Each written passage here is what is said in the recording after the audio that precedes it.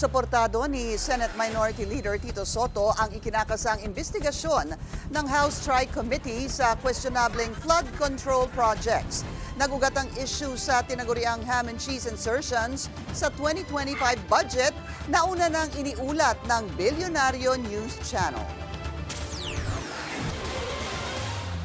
Cordial kung ilarawan ni Senate Minority Leader Tito Soto ang relasyon nila ni SP Cheese Escudero. Pero bumuelta ito sa patutsada ni Escudero kasunod ng pagsuporta umano niya sa charter change at kay House Speaker Martin Romualdez. Ani Escudero, the Senate is not your playground. It may not be my playground, but neither is it his circus or comedy bar.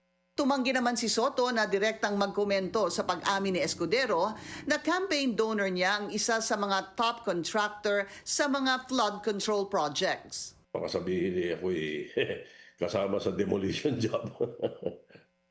Pero giit ni Soto sa On Point ng Bilyonaryo News Channel, hindi dapat tumanggap ng kontribusyon ang mga mambabatas mula sa mga kongresista. Dagdag niya, hindi lang sa flood control projects may anomalya. When the investigation of Senator Lacson comes out, believe me, it's going to get worse. Hindi lang yung mga catch eye, yung mga ganun, na marami pa yan. Iba't iba yung mga na tawag dito na pagkukunan ng kickback eh.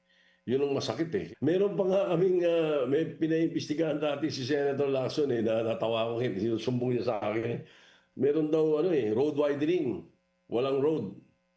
Kinwestiyon din ng senador ang mga umano'y insertion sa 2025 budget, partikular ang biglang pagtaas ng pondo ng DPWH. Ang nangyari, DPWH budget in the NEP, National Expenditure Program, was 900 billion. Alright? Pagpasa ng House, pinasa ng House papunta sa Senate, it became 875 billion. Nabawasan pa ng 25 billion. Yun yung mga figures na alam namin, nakita namin. Tapos, pagdating sa Senate, papuntang BICAM, naging 1.125 trillion ang budget ng DPWH. Pagdating sa smaller BICAM, yan ang maalamin natin. Sino-sino yung nakaharap. Dahil doon nangyari. Noong siya raw ay Senate President, mayroon ding mga nagtangkang magsingit sa budget. We have always thwarted it. Minsan, may nangyari, 2018, 2017, nagpalitan si Speaker Alvarez tapos si Speaker GMA. Tapos na yung budget, niratify na namin sa Senate, niratify sa House, biglang may nakasingit na 75 billion. Ay, hindi ko pinayagan. Ayaw kong pirmahan. Di na pinalusot yun. As a matter of fact, umabot pa sa 95 billion yung nasilip natanggal eh.